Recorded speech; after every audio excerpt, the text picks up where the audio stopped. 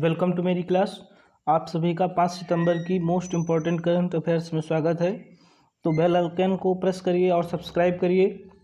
तो बढ़ते हैं 5 सितंबर की करंट अफेयर्स की ओर। लेते हैं पहला क्वेश्चन। रूस ने किस देश के साथ न्यू आर्म्स पॉलिसी बनाए रखने की घोषणा की है? न्यू नहीं है, यहाँ पर नो है। किस देश के साथ नो आर्म्स पॉलिसी बनाए रखने की घोषणा की है? पाकिस्तान, अफगानिस्तान, तुर्की, ईरान। तो पाकिस्तान के साथ रूस ने नो आर्म्स पॉलिसी बनाए रखने की घोषणा की है, जिसके तहत वह पाकिस्तान को हथियारों की सप्लाई नहीं करेगा। रूस भारत को सर्वाधिक हथियार सप्लाई करने वाला देश है।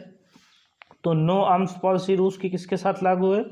पाकिस्तान के साथ उसने बनाए रखने की घोषणा की है, जिसके तहत वह पाकिस्तान को हथियार उपलब्ध नहीं कराएगा। पाकिस्तान की बात करें तो इसकी राजधानी इस्लामाबाद, सबसे बड़ा शहर कराची यहाँ का सबसे बड़ा शहर है और इसकी राजधानी इस्लामाबाद है। प्रधानमंत्री इमरान खान और राष्ट्रपति आरिफ अलवी हैं। रूस के वैसे हम देखते हैं, ये आपका रूस कंट्री है जिसने नो आर्म्स पॉलिसी बनाए रखने की घोषणा की है। ये आपको जितना भी पीला एरिया है, ये सब आपका ये सब रूस का क्षेत्र है। विश्व में सर्वाधिक क्षेत्रफल वाला जो देश है वो आपका रूस है। रूस की राजधानी मॉस्को है। संसद का नाम ड्यूमा है। तो ये एकमात्र ऐसा देश है जहाँ पर सबसे अधिक टाइम जोन है। 9 टाइम जोन है यहाँ पर और सर्वाधिक है विश्व में। मतलब हर अलग अलग क्षेत्र में 9 बार टाइम इसका बदलता है। 9 टाइम जोन इसमें स्थित है। रूस की बात करें, रूस से संबंधित कुछ प्रमुख तथ्यों की, तो रूस की राजधानी मॉस्को है। मुद्रा का नाम रूबल और संसद बहुत इम्पोर्टेंट है। संसद का नाम यहाँ पर ड्यूमा है। क्षेत्रफल में बात करें तो सबसे बड़ा भारत से 5 गुना अधिक है और दुनिया में सबसे बड़ा है। विश्व की सबसे पुरानी झील यहीं पर है और गहरी झील है। उसका नाम क्या है? उसका नाम बैकाल झील है। तो इम्पोर्टेंट है। राष्ट्रपति की बात करें कौन है, तो व्लादिमीर पुतिन वर्तमान समय में यहाँ के राष्ट्रपति हैं। प्रधानमंत्री मेदवेदेव हैं। तो इम्पोर्टेंट है। ये मीठे पानी की झील है, विश्व की सबसे पुरानी और गहरी झील है। इम्पोर्टेंट है, जिसमें मीठे पानी का उपलब्धता का 20% है। तो इम्पोर्टेंट है ये। अगला है इसमें, यहाँ पर लगभग 15 करोड़ जनसंख्या है। कितनी जनसंख्या है? तो यहाँ की 15 करोड़ जनसंख्या है लगभग। तो रूस की सर्वाधिक परमाणु हथियार रखने वाला देश कौन सा है? तो रूस ही है। सबसे पहले अंतरिक्ष में सैटेलाइट किसने छोड़ा था? तो रूस ने छोड़ा था। उसका नाम था स्पुतनिक। क्या नाम था? स्पुतनिक नामक अंतरिक्ष में सैटेलाइट छोड़ने वाला भी विश्व में पहला देश रूस था। जहाँ पर कौन सा धर्म है? तो ईसाई धर्म है यहाँ पर रूस में।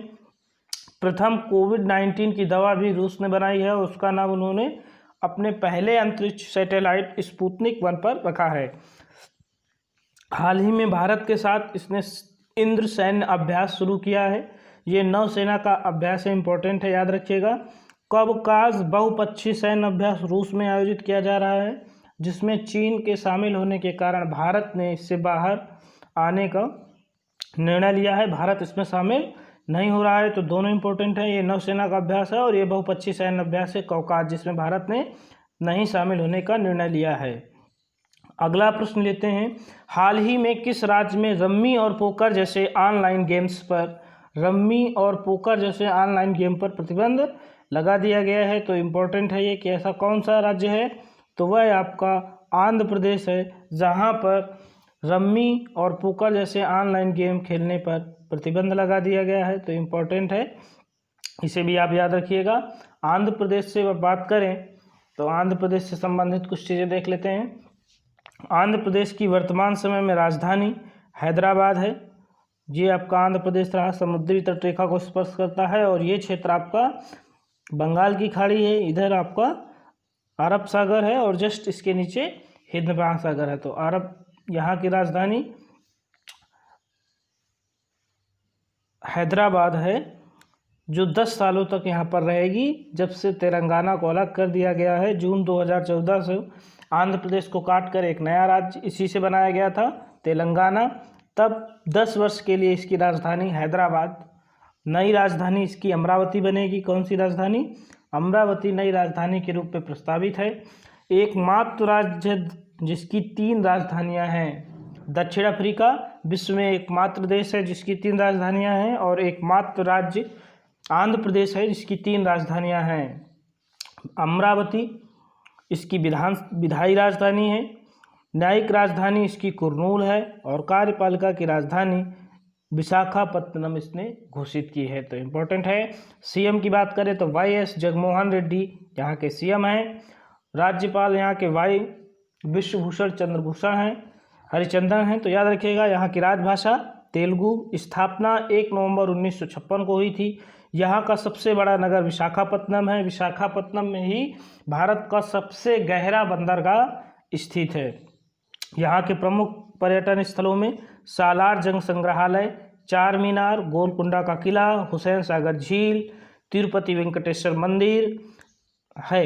यहाँ के राज्यपाल विश्वभूषण हरिचंदन हैं।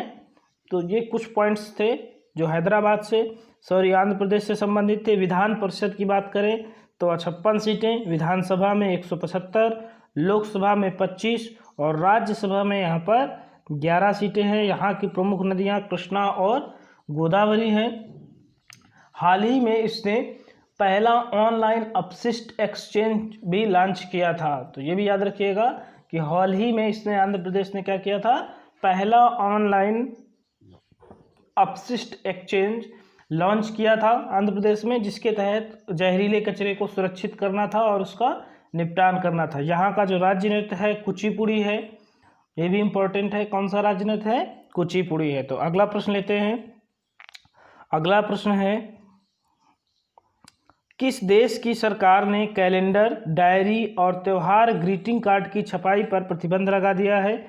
तो किस देश में? तो इसका निर्णय भारत ने लिया है। इम्पोर्टेंट है ये, तो याद रखिएगा किसने लिया है, भारत ने लिया है। अगला प्रश्न लेते हैं, किस देश की शीर्ष अदालत ने हिंदू विधवा महिलाओं को कृषि व गैर कृषि दोनों जमीन पर अधिकार देने का निर्णय लिया है? तो ये क्वेश्चन इंपॉर्टेंट है कि किस देश की शीर्ष अदालत ने महिलाओं में, हिंदू विधवा महिलाएं जो थी उनको कृषि और गैर कृषि जमीन पर अधिकार देने का निर्णय ले लिया है। तो इसका निर्णय किसने लिया है? बांग्लादेश देश का निर्णय लिया है। बांग्लादेश की बात करें तो हाल ही में बांग्लादेश ने सहयोद्धा पहल शुरू की थी। क्या शुरू की थी? सहयोद्धा पहल इसने बांग्लादेश ने ही शुरू की थी। बांग्लादेश ने 2018 में सरकारी संस्थाओं से आरक्षण को पूरी तरह समाप्त कर दिया था। सहयोद्धा पहल इसने शुरू की थी प्लाज्मा की ऑनलाइन उपलब्धता के लिए, कोरोना संक्रमण के इलाज के लिए बांग्लादेश ने, इम्पोर्टेंट है, कौन सी पहल शुरू की? सहयोद्धा पहल शुरू की थी। 2018 में इन्होंने आरक्षण को समाप्त कर दिया था। अब ये रहा आपका मैप में बांग्लादेश जो भारत को स्पर्श करता है। ये नीचे आपकी बंगाल की खाड़ी है, ये भारत का त्रिपुरा दिखाई दे रहा है जो बीच में घुसा हुआ है, ये त्रिपुरा है। ये इधर पश्चिम बंगाल है। ये ऊपर आपका जो दिखाई दे रहा है ये असम है, ये सिक्किम है। तो ये भारत को स्पर्श करता है, भारत को इसको 3 तरफ से घेरा हुआ है। भारत की सीमा सर्वाधिक किससे लगती है? तो बांग्लादेश से लगती है। अब बांग्लादेश से संबंधित कुछ फैक्ट देखते हैं। बांग्लादेश की राजधानी ढाका है। मुद्रा यहाँ पर टका चल रही है। प्रधानमंत्री यहाँ की शेख हसीना है। राष्ट्रपति अब्दुल हमीद हैं। कौन है राष्ट्रपति? अब्दुल हमीद हैं। और यहाँ की संसद का नाम जातीय संसद है। संसद को क्या कहते हैं यहाँ पर? तो यहाँ पर संसद को जातीय संसद कहा जाता है।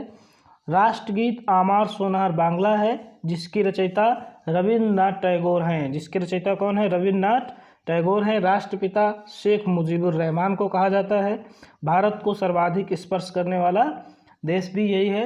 यहाँ पर गंगा को पद्मा के नाम से जाना जाता है। किस नाम से जाना जाता है? गंगा नदी को यहाँ बांग्लादेश में पद्मा के नाम से जाना जाता है। 26 मार्च 1971 को इसने अपनी स्वतंत्रता की घोषणा की थी। दिसंबर 1971 में ये पूर्ण स्वतंत्र हुआ। पहले इसको पूर्वी पाकिस्तान के नाम से जाना जाता था। तो इतने फैक्ट्स आपको बांग्लादेश से याद रखने हैं। वीडियो को लाइक करिए, शेयर करिए। अगला प्रश्न देखते हैं, किस राज्य सरकार ने सीधे चीनी कंपनी के सीधे टेंडर डालने पर प्रतिबंध लगा दिए हैं? किस राज्य सरकार ने चीनी कंपनी के सीधे टेंडर डालने पर प्रतिबंध लगा दिए हैं? मतलब उस राज्य में चीन की कोई भी कंपनी किसी भी प्रकार के कार्य के लिए टेंडर के लिए अप्लाई नहीं कर सकती है। तो इसकी बात करें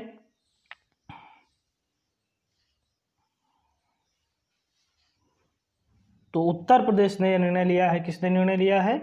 उत्तर प्रदेश राज्य सरकार ने प्रतिबंध लगा दिया है। इंपॉर्टेंट है, याद रखिएगा। उत्तर प्रदेश की बात करें तो ये रहा आपका उत्तर प्रदेश, तिब्बत को स्पर्श करता है।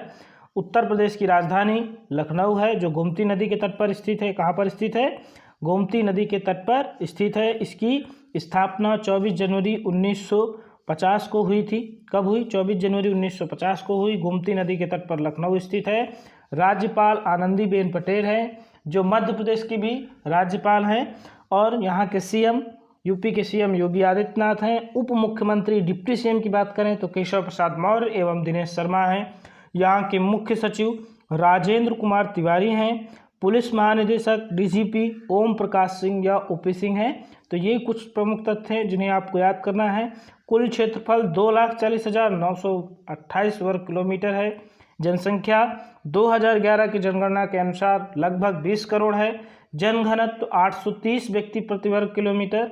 आधिकारिक भाषा की बात करें तो हिंदी यहाँ की राजभाषा है और द्वितीयक राजभाषा उर्दू है। यहाँ पर साक्षरता दर 67.7% तथा लिंगानुपात 912 है।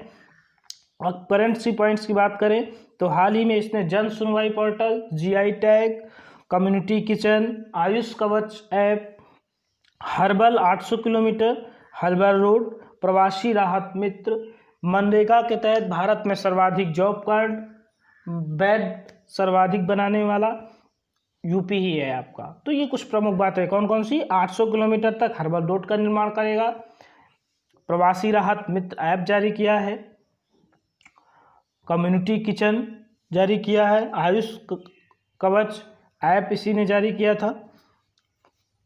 तो बहुत सारी योजनाएं हैं। मनरेगा के तहत सर्वाधिक जॉब कार्ड देने वाला भी आपका राज्य उत्तर प्रदेश ही है। सर्वाधिक स्वास्थ्य बेड उपलब्ध कराने वाला राज्य भी आपका उत्तर प्रदेश है। तो उत्तर प्रदेश से संबंधित ये प्रमुख तथ्य आप नोट कर लीजिएगा। और वीडियो अच्छी लगे तो लाइक और सब्सक्राइब करिए तथा दोस्तों को शेयर करिए। अगला प्रश्न है, किस देश में हरिकेन नाना ने दस्तक दी है? A America, B Mexico, C Belize, D Cuba. किस देश ने एक तूफान है, हरिकेन चक्रवात है, उसको नाना नाम दिया गया है? तो ये बेलीज देश में आया है। कहाँ पर इसने दस्तक दिया है? बेलीज देश में दस्तक दिया है। बेलीज किस महाद्वीप में आता है? तो ये उत्तरी अमेरिका महाद्वीप में स्थित है। कहाँ पर है? उत्तरी अमेरिका में स्थित एक महाद्वीप में देश है बेलीज। बेलीज को देखिए आप, नक्शे में देखिए, ये आपका बेलीज है। ये आपका बेलीज रहा। बेलीज होंडुरस, ग्वाटेमाला या मैक्सिको स्पर्श करता है। ये आपका कैरिबियन सागर को भी स्पर्श करता है।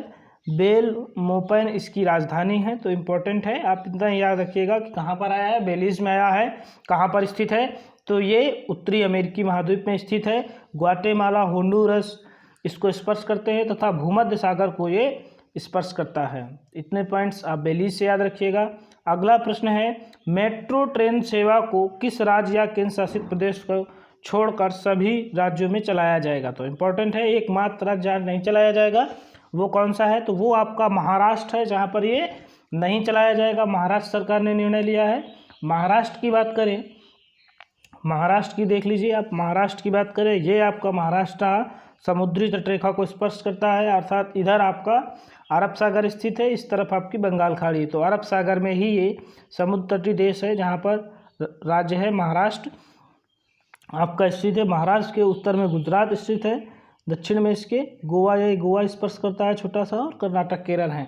तो महाराष्ट्र की बात करते हैं। महाराष्ट्र के वर्तमान समय में राजधानी वर्तमान राजधानी इसकी मुंबई है, जिसे हम समर और नागपुर को विंटर राजधानी घोषित कर रखे हैं। 2 राजधानियां यहाँ की, जैसे जम्मू कश्मीर की है, राज्यपाल भगत सिंह कोश्यारी हैं यहाँ के, मुख्यमंत्री उद्धव ठाकरे तथा उप मुख्यमंत्री डिप्टी सीएम जो हैं कांग्रेस पार्टी से हैं अजीत पवार। यहाँ पर विधानसभा की 288 सीटें तथा विधान परिषद की 78 सीटें हैं। हाल ही में इसने मी अन्नपूर्णा पहल, कौन सी, मी अन्नपूर्णा पहल शुरू की थी तथा यहीं पर ट्रैक्टर स्प्रे सैनिटाइजर भी शुरू किया गया था। तो इम्पोर्टेंट है, इतने पॉइंट्स आप महाराष्ट्र से याद रखिएगा।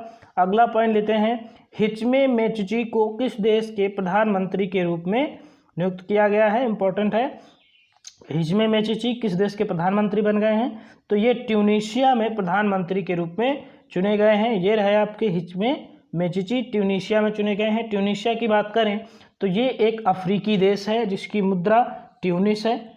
अफ्रीकी देश जिसकी मुद्रा कौन सी है, ट्यूनिस है, और यहाँ पर दीनार चलती है। यहाँ की मुद्रा कौन सी है, दीनार है, और जबकि राजधानी ट्यूनिस है। ये देखिए आप, ये लिखे हुए हैं कुछ पॉइंट्स, यहाँ की राजधानी ट्यूनिस, मुद्रा दीनार। यह एक अफ्रीकी मूल का देश है।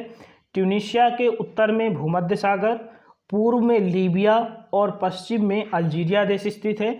यह फ्रांस से 1956 में घोषणा हुई थी और 57 में पूरी तरह से स्वतंत्र हुआ था। 56-57 का मतलब ये है।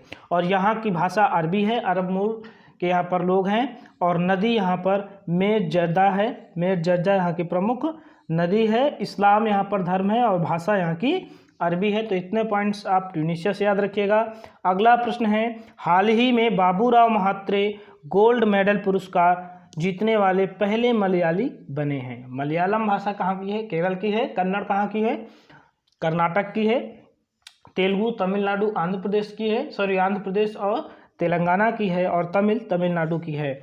तो बाबूराव महात्रे गोल्ड मेडल पुरस्कार जीतने वाले पहले मलयाली कौन है, तो एस गोपा कुमार पहले मलयाली बन चुके हैं। यह पुरस्कार किसके द्वारा दिया जाता है, तो IIA Indian institute of architect द्वारा भारतीय वास्तुकला में उत्कृष्ट प्रदर्शन के लिए दिया जाता है। ये पॉइंट्स आपके लिए नोट कर दिए गए हैं। यह पुरस्कार इंडियन इंस्टीट्यूट ऑफ आर्किटेक्ट द्वारा भारतीय वास्तुकला में उत्कृष्ट योगदान के लिए दिया जाता है। इंडियन इंस्टीट्यूट ऑफ आर्किटेक्ट की स्थापना 1917 में हुई थी। इसका मुख्यालय मुंबई में स्थित है।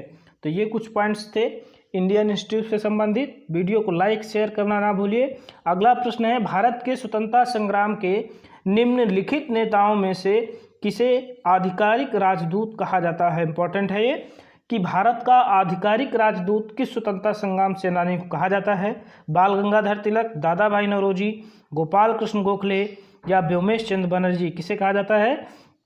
तो इम्पोर्टेंट है ये, दादा भाई नौरोजी को ये कहा जाता है। किसे कहा जाता है, दादा भाई नौरोजी को भारत का आधिकारिक राजदूत कहा जाता है। ऐसा क्यों है, 4 सितंबर को इनका जन्मदिवस होता है। कल 4 सितंबर था, कल इनका जन्मदिवस था दादा भाई नौरोजी की। तो दादा भाई नौरोजी के विषय में देख लेते हैं। दादा भाई नौरोजी 4 सितंबर 1825 को जन्मे थे। उन्होंने 1867 में भारतीय राष्ट्रीय की आय का अनुमान लगाया था। ये बड़ा इंपॉर्टेंट है कि भारत की राष्ट्रीय आय का सर्वप्रथम पता किसने लगाया, तो दादा भाई नौरोजी ने लगाया था। कब लगाया था, तो 1867 में लगाया था। ब्रिटिश संसद में चुने जाने वाले ये पहले एशिया के व्यक्ति थे या भारत के व्यक्ति थे। ये एक उदारवादी नेता थे। वह भारतीय राष्ट्रीय कांग्रेस के संस्थापक सदस्यों में से एक थे। उन्होंने कांग्रेस के 3 सत्रों की अध्यक्षता की। इम्पोर्टेंट है, 1886 का कलकत्ता, 1893 का लाहौर और 1906 का कलकत्ता अधिवेशन। तो 2 बार कलकत्ता में अधिवेशन किया और 1 बार लाहौर में अधिवेशन इन्होंने किया था। इन्हें grand old man of India के नाम से भी जाना जाता है। इन्होंने ड्रेन ऑफ वेल्थ के सिद्धांत का प्रस्ताव रखा था। इन्हें भारत का आधिकारिक राजदूत, grand old man of India के नाम से जाना जाता है। इन्होंने ब्रिटेन में भारतीय धन की निकासी की ओर ध्यान आकर्षित करने के लिए एक पुस्तक लिखी थी, बहुत इंपॉर्टेंट है, poverty and British rule in India 1901। Poverty and un British rule in India 1901 में ये प्रकाशित हुआ था। उसी में इन्होंने ड्रेनेज ऑफ धन की निकासी का सिद्धांत, ड्रेन ऑफ वेल्थ का सिद्धांत प्रस्तुत किया था। उन्होंने 1854 में रफ्त गुफ्तार नामक एक एंग्लो गुजराती अखबार भी शुरू किया था, इम्पोर्टेंट है। उनके द्वारा लिखी गई कुछ पुस्तकें हैं, यूरोपीय और एशियाई दौर, भारत की चाहत, भारत की हालत, भारत की गरीबी। तो ये पॉइंट्स आप याद रखिएगा दादा भाई नौरोजी जी की तौर से। अगला प्रश्न लेते हैं। अगला प्रश्न है, स्काई ड्राइव नामक कंपनी ने पहली मानव युक्त उड़ने वाली कार की परीक्षण पूरी कर ली है। यह किस देश की कंपनी है? तो ये इम्पोर्टेंट है कि स्काई ड्राइव नामक अभी हाल ही में एक कंपनी ने उड़ने वाली कार बना ली है, जिसका परीक्षण, मानव परीक्षण भी पूरा हो गया है। तो ये जापान की कंपनी है। कहाँ की कंपनी है? एक जापानी कंपनी है। इस कार को देख लीजिए, ये आपकी कार है, देख लीजिए। इसी कार को हाल ही में विकसित किया गया है। 1 सीटर ये कार है, आप देख रहे होंगे, एक व्यक्ति इसमें दिखाई दे रहा है। 1 सीटर ये कार है, इलेक्ट्रिक के चलती है। पायलट ने कंप्यूटर नियंत्रण प्रणाली के आधार पर ऐसे उड़ान का संचालन किया है। कार को दुनिया के सबसे छोटे electrical vertical take off landing model के डिज़ाइन में विकसित किया गया है। यह सिंगल सीटर है। तो कहाँ की कंपनी है स्काई ड्राइव? जापान की कंपनी है, ये याद रखिएगा। अगला प्रश्न है, किसने AIM Chanakya national management games 2020 जीत लिया है? तो इम्पोर्टेंट है, किसने जीत लिया है? NTPC वल्लूर ने ये पुरस्कार चाणक्य नेशनल मैनेजमेंट गेम्स जीता हुआ है। वल्लूर तमिलनाडु में स्थित है। NTPC तमिलनाडु 5 साल में पहली बार नेशनल मैनेजमेंट गेम्स जीती है। NTPC का गठन 1975 में किया गया था और इसका मुख्यालय नई दिल्ली में स्थित है। यह ऊर्जा उत्पादन, बिक्री, गैस अन्वेषण और कोयला खनन से संबंधित है। इसके वर्तमान समय में अध्यक्ष MD गुरदीप सिंह है और यह बिजली मंत्रालय के अंतर्गत आता है। अगला प्रश्न है, किस देश ने नए संविधान का मसौदा तैयार करने के लिए एक पैनल का हाल ही में गठन किया है? इम्पोर्टेंट है। बांग्लादेश, नेपाल, भूटान, श्रीलंका। तो इसका निर्णय किसने लिया है? श्रीलंका ने लिया हुआ है। तो इम्पोर्टेंट है, श्रीलंका ने हाल ही में निर्णय लिया है नए संविधान को बनाने के लिए और इसके लिए इन्होंने एक पैनल का गठन किया है। ये यहाँ के महिंद्रा राजपक्षे प्रधानमंत्री हैं। श्रीलंका की बात करें तो दक्षिण एशिया में स्थित यह एक द्वीपीय राष्ट्र है। भारतीय उपमहाद्वीप से पाक जलडमरू मध्य और मन्नार की खाड़ी से अलग होता है। यहाँ की कार्यकारी और न्यायिक राजधानी कोलंबो है। तो ये कुछ पॉइंट्स हैं। यहाँ की विधायी राजधानी श्री जयवर्धनपुरे है। प्रधानमंत्री महिंद्रा राजपक्षे, राष्ट्रपति गोताबाया पक्षे हैं। मुद्रा यहाँ पर श्रीलंकाई रुपया चलता है। तो ये कुछ इंपॉर्टेंट पॉइंट्स थे श्रीलंका से। अगला प्रश्न है, किस देश ने G20 के विदेश मंत्रियों की आभासी बैठक बुलाई है? तो सऊदी अरब ने बुलाई है। 2020 में जो है सऊदी अरब को इसकी अध्यक्षता करना था। तो इम्पोर्टेंट है, भारत की ओर से S जयशंकर जो विदेश मंत्री हैं वो शामिल हुए थे। G20 की बात करें तो G20 की स्थापना कब हुई? 1999 में हुई थी। इसमें 19 देश एवं यूरोपीय संघ शामिल है। G20 2020 का शिखर सम्मेलन सऊदी अरब में आयोजित किया गया। 2022 में भारत इसकी मेज़बानी करेगा। ये भी इम्पोर्टेंट पॉइंट्स हैं। वर्तमान समय में G20 के अध्यक्ष कौन है? सलमान बिन है यहाँ पर, सलमान बिन अब्दुल अजीज़ अल सऊदी, ये अरब के राजा इसके वर्तमान समय में अध्यक्ष हैं। अब कुछ पॉइंट्स हम लोग अलग से डिस्कस करेंगे जो वन लाइनर दिए गए हैं, करंट से संबंधित है। भारत के PEON ने वर्ल्ड ओपन ऑनलाइन टूर्नामेंट प्रतियोगिता जीत ली है। तो ये भी वर्ल्ड ओपन ऑनलाइन प्रतियोगिता जीत ली है प्रतियोगिता। तो इम्पोर्टेंट है, ये याद रखिएगा। अगला प्रश्न है, अगला पॉइंट्स है, दूसरा पॉइंट है, राज श्रीवास्तव को क्रोएशिया में भारतीय राजदूत बनाया गया है। ये भी इम्पोर्टेंट पॉइंट्स है। ICICI बैंक ने हाल ही में होम उत्सव नामक वर्चुअल प्रॉपर्टी प्रदर्शनी भी शुरू की है। ये सारे पॉइंट्स आप याद रखिएगा, पॉइंट्स वाइज हैं। मुरली रामकृष्णन को RBI ने साउथ इंडियन बैंक का MD और CE नियुक्त किया है। ये पॉइंट्स भी करंट का है, नोट कर लीजिएगा। Let us dream pope Francis की नई पुस्तक है जो दिसंबर में रिलीज होगी। ये भी इम्पोर्टेंट्स है। इंग्लैंड के पूर्व क्रिकेटर डेविड कैपलर का निधन हो गया है, क्रिकेट के खिलाड़ी। एक एक पॉइंट्स है जो सिर्फ इनसे एक ही पॉइंट ही याद रखना है, इसलिए एक पॉइंट वाइज बनाएगा, इन्हें भी आप याद रखिएगा। वीडियो अच्छी लगे तो सब्सक्राइब करिए और बेल आइकन पर प्रेस करिए। लास्ट पॉइंट्स आप देख लीजिए। CFI 2021 में पहले साइकिलिंग शिखर सम्मेलन का आयोजन करेगा। CFI cycle federation of India 2021 में होने वाले पहले साइकिल शिखर सम्मेलन का आयोजन करेगा। वीडियो अच्छी लगे तो लाइक सब्सक्राइब करिए, दोस्तों को शेयर करिए। वीडियो देखने के लिए सभी का धन्यवाद।